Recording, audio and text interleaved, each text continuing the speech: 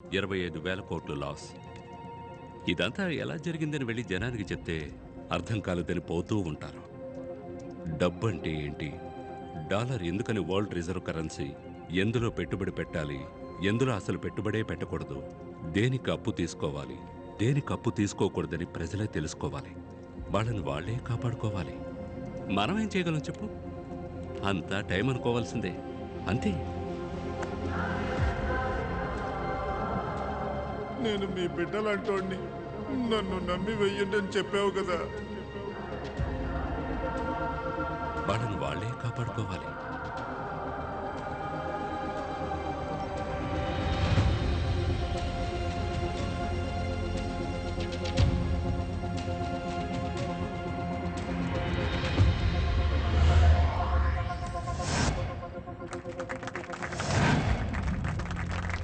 Welcome, Krish. Thank you, Sam.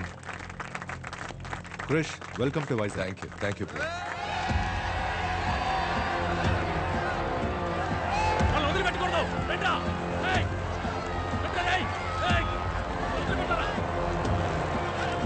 Sir, కొన్ని వేల మంది కత్తులు, కర్రలు, పెట్రోల్ క్యాన్లు తీసుకొని మన బ్యాంకును చుట్టుకుంటేశారు సార్. పోలీసులు వచ్చే వరకు ఆపడం కష్టమేమో సార్. ఆ డబ్బుని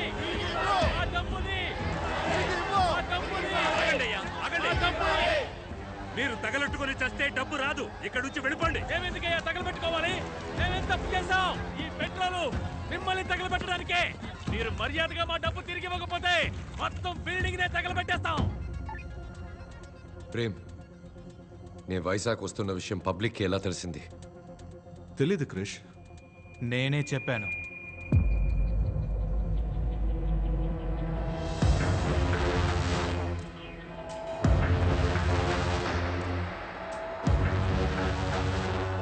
ఈ రోజు మీరు డబ్బు తిరిగి ఇవ్వకపోతే ఇక్కడి నుంచి ఒక్కరు కూడా ప్రాణాలతో బయటికి వెళ్ళలేరు. గాడ్స్, పోలీసు వచ్చే వరకు అందరూ లోపలికి వెళ్ళి సేఫ్ గా ఉండండి. వెళ్ళండి వెళ్ళండి.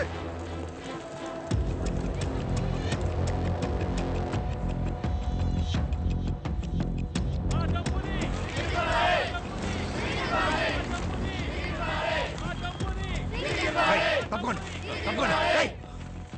కోర్టులో కేసు జరుగుతుంది. అది పూర్తయ్యాక మీ డబ్బు మీకు అందుతుంది. మేము చచ్చిన తర్వాతే ఆ కేసు పూర్తవుతుంది. కడుపు కట్టుకుని ఎన్నో అవమానాలు పడి ₹1 సంపాదిస్తున్నాం. మమ్మల్ని ఇలా మోసం చేయడం న్యాయమా సార్? బ్రతకడం కోసం చచ్చేంతగా కష్టపడుతున్నాం. మా డబ్బుని ఎలాగైనా ఇప్పించేయండి సార్. తమ్ముడు, ఇది ఫినాన్షియల్ క్రైమ్. నువ్వు, నీ బాబు, గవర్నమెంటే తలుచుకున్నా కూడా నా దగ్గర నుంచి ₹1 కూడా వసూలు చేయలేరు. సార్, డబ్బు తిరిగిచ్చేయండి. ఈ స్కామ్ మీరే చేశారనడానికి నా దగ్గర అన్ని ఆధారాలు ఉన్నాయి. వాటిని గనక ప్రెస్కి మీరు బయటికి కూడా వెళ్ళలేరు. అందరూ కలిసి చెప్పుతో కొడతారు. అలాగా?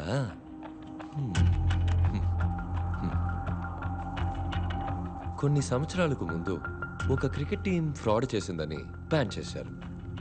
జ్ఞాపకం ఉందా? దానికి దీనికి ఏంటి సార్ కనెక్షన్? ఉంది. ఆ క్రికెట్ టీం కొన్ని సంవత్సరాల తర్వాత మళ్ళీ ఆడడానికి వచ్చింది. అప్పుడు న్యాయంగా ప్రజలు ఏం చేసి ఉండాలి? మీ మీద మేము పెట్టుకున్న నమ్మకానికి ద్రోహం చేశారు, క్రికెట్కి కళంకం తెచ్చిపెట్టారని వాళ్లే రివర్స్ అయి ఉండాలి, తిట్టుండాలి. కానీ ప్రజలేం చేశారు? పాపం ఎన్నో గంటలు క్యూల నుంచుని బ్లాక్లో ఎన్నో వేలెచ్చి టికెట్లు కొన్నారు. పోరాడి పోలీసుల దగ్గర తన్నులు తిన్నారు. ఈ టీం కోసం ప్రాణాలు కూడా ఇస్తామన్నారు.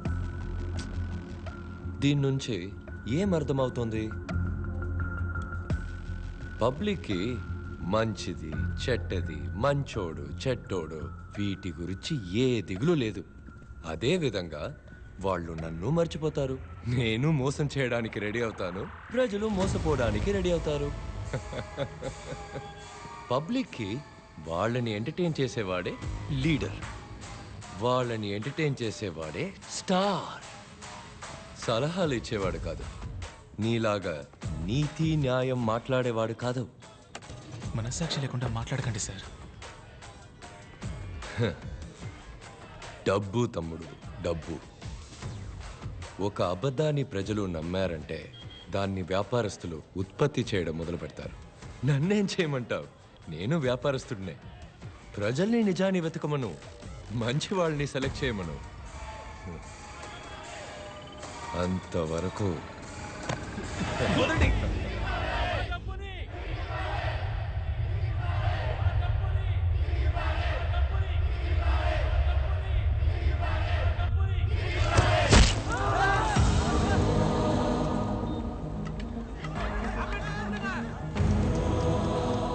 పబ్లిక్ బిల్డింగ్ పగలకొట్టి లోపలికి వచ్చి మన యోర్ బ్యాంక్ స్టాఫ్ ని పైనుంచి కిందకి తోసేశారు. మీ ఫ్రెండ్ ఏసీ ఇంకా ఏం చేస్తున్నారు? లాఠీ చార్జ్! అందరూ ఇక్కడి నుంచి వెళ్ళిపోండి. వెళ్ళండి. వెళ్ళండి. వెళ్ళండి.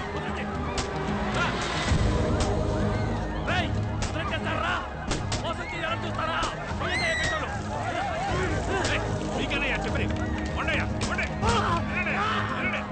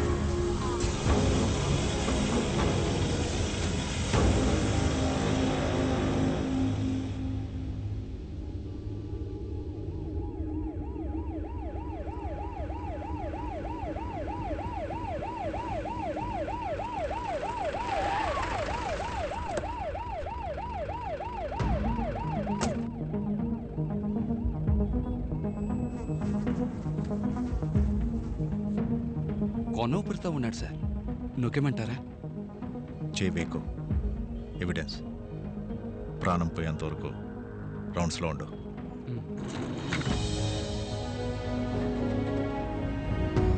ఏడు అంతస్తు నుంచి పడిన చావరా నువ్వు.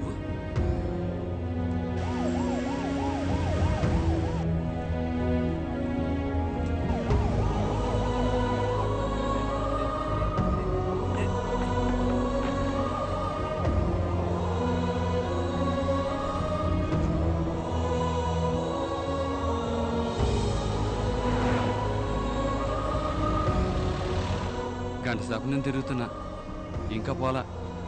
నొక్కేస్తాను, పోస్ట్ మార్టంలో చూసుకోండి.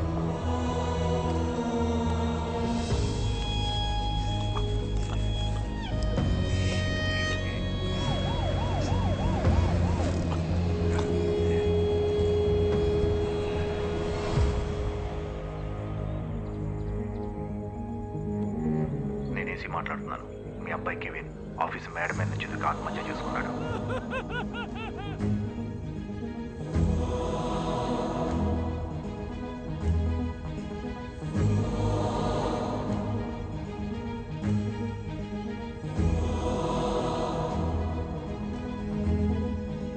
Your bank rely mutual fund company వ్యాపారంలో నష్టం ఏర్పడి దివాలా తీసినందువల్ల దాని మీద నేరపత్రిక దాఖలు చేయడానికి ఎటువంటి ఆధారాలు లేవని పోలీస్ శాఖ న్యాయస్థానంలో తెలిపింది. బడుగు వర్గాల నుంచి మొదటిగా చదివి ఉద్యోగానికి వెళ్ళాడని సంతోషపడ్డాను. ఆడిని చంపేశారు. మనం ఏమీ చేయలేకపోతున్నావే. మనం ఏం చేయగలం చెప్పు? మన దగ్గర డబ్బు లేదే, బలం లేదే. కొట్టినా చంపినా దేవుడా కాపాడు కాపాడు అని గోడు పెట్టుకుంటాం, కానీ రావడం లేదే.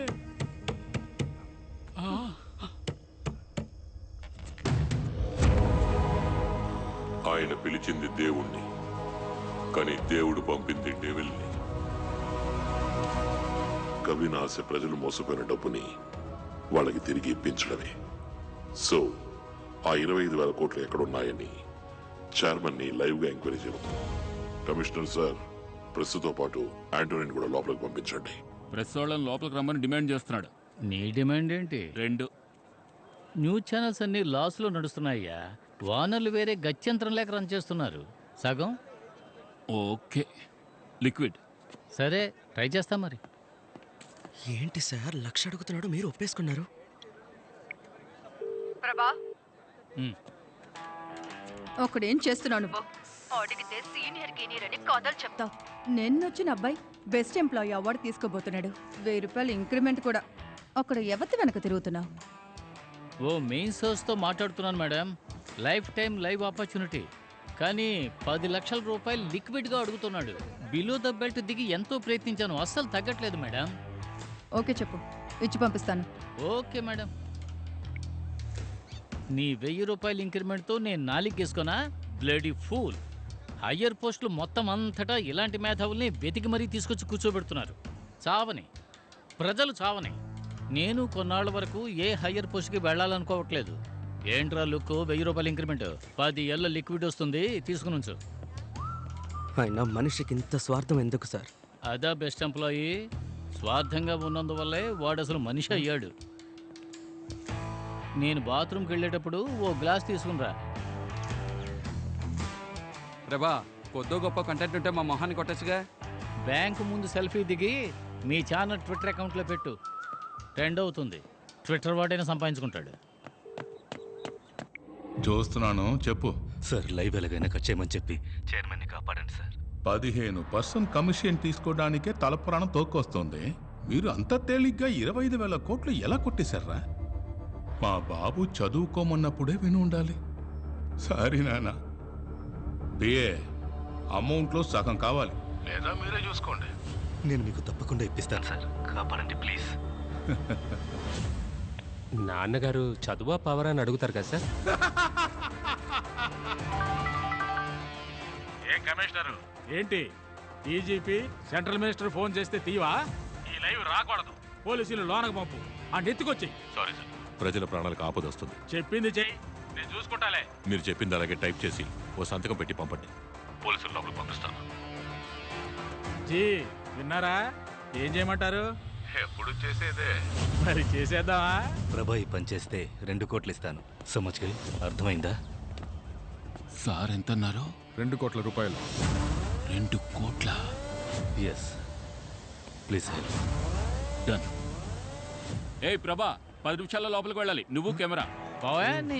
నేనెందుకు లోపలికి వెళ్ళాలి? మా సార్ లోపలికి వెళ్తే దుమ్ము దులిపేస్తారు, నో డౌట్. వెళ్ళండి బెస్ట్ ఎంప్లాయీ. ఏం మాట్లాడుతున్నావు?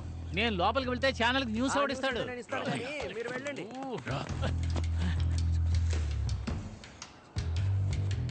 రిస్క్ అయ్యా. ఏ యాంటోని కూడా లోపలికి వస్తున్నాడు. ఇంతవరకు పబ్లిక్ అవన్నీ చంపినవాడు నిన్ను మాత్రం చంపుతాడా? ₹1 కోటి అయ్యా. 50 లక్షలు నాకు, 50 లక్షలు నీకు. 50 లక్షలా? సరే అది చూసేద్దాం.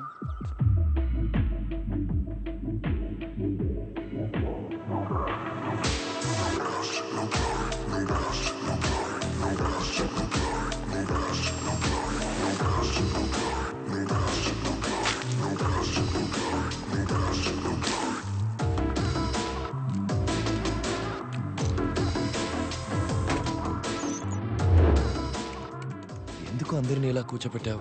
ఏదైనా సరే అగ్రిమెంట్లో సైన్ చేసి మాట్లాడుకుందాం. దానికి సంబంధించిన అగ్రిమెంట్ ఇది. చదివి సంతకం పెట్టండి.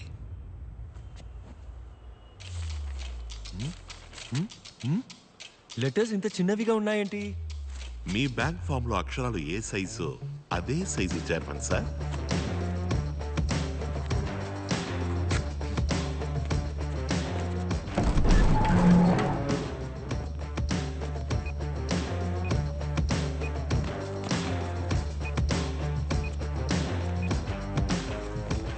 ఏంటి ఆంటనీ, బయట మన ప్లాన్ ప్రకారం అంతా పక్కాగా జరుగుతుందా?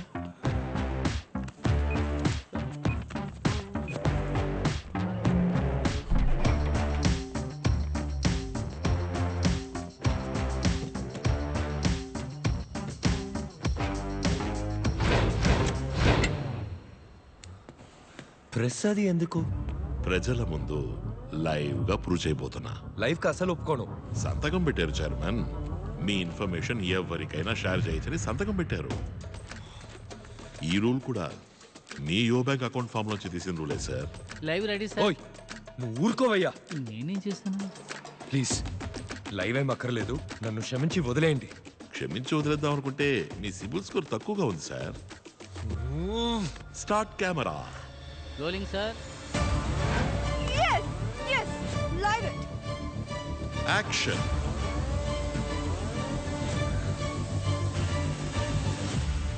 నీ మ్యూచువల్ ఫండ్ లో ప్రజలు పెట్టుబడి పెట్టిన 25,000 కోట్లు ఎక్కడా? దానికి నా బ్యాంకుకి సంబంధమే లేదు సార్. ఫామ్ మీద మీ బ్యాంక్ పేరు రాస్తుంది, యో బ్యాంక్ రిలై మ్యూచువల్ ఫండ్ అని. అందులో మా షేర్ 40%, మిగతా 60% వాళ్ళది. సార్ పోనీ నేను అర్థమయ్యేలా చెప్పనా? ప్లీజ్ సార్, మా కంపెనీ మ్యూచువల్ ఫండ్ కంపెనీ అన్నదమ్ములు లాంటివి. తమ్ముడు తప్పు చేస్తే అన్నేం చేస్తాడు పాప? నా తమ్ముడు తప్పు చేస్తే ఇలాగే కొట్టి మరీ అడుగుతా.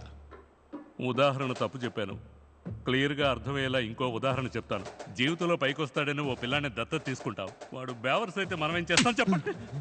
సరిగ్గా పెంచడం తెలియనప్పుడు ఎందుకు నా దత్తత తీసుకోవడం? ఉదాహరణలే వద్దు సార్, తిన్నగా విషయానికి వస్తాను. మాకు 40% లాసేగా. అప్పుడు ముందు నువ్వేగా అడిగుండాలి. మీరే మాట్లాడుకోండి. సి వైలెన్స్ తప్పు, చేయి చేసుకోకూడదు. కరెక్ట్ గా సమాధానం చెప్పలేదంటే కొట్టచ్చని అగ్రిమెంట్ లో ఉంది, సంతకం పెట్టారు. చెప్పండి, డబ్బు ఎక్కడా? నీ చెప్పేది అర్థం కావట్లేదా? నేను మీలాగా లాస్ అయిన వాడినే. నన్ను అడిగితే ఎలా చెప్పను? అయితే మరి ఎవరిని అడగాలి? ఆ మ్యూచువల్ ఫండ్ చైర్మన్ హర్షాని కదా అడగాలి. ఓ, ఆయన అడగాలన్నమాట. అప్పుడు mutual fund company owner Harsha ఎక్కడున్నా సరే షోకి రావాలి. వెళ్దామా సార్? కిడ్నాప్ చేసి వెళ్తామని అడుగుతావా? పోనీ.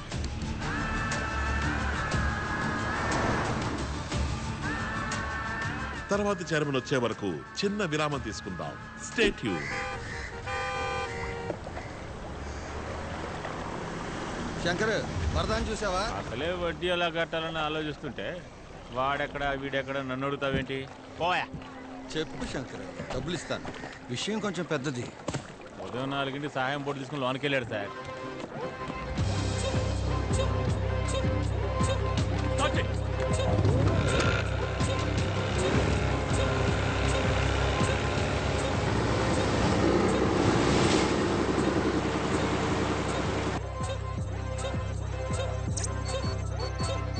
సార్, సరిగ్గా చైర్మన్ బ్యాంక్ వచ్చి వెళ్ళిన అన్ని రోజుల సీసీటీవీ ఫుటేజ్ డిలీట్ అయింది. అదే డేట్లో రోడ్డు మీద ఉన్న ట్రాఫిక్ కెమెరాస్లో రికార్డ్ అయి ఉంటుందిగా, ఆ ఫుటేజెస్ తీయండి సార్.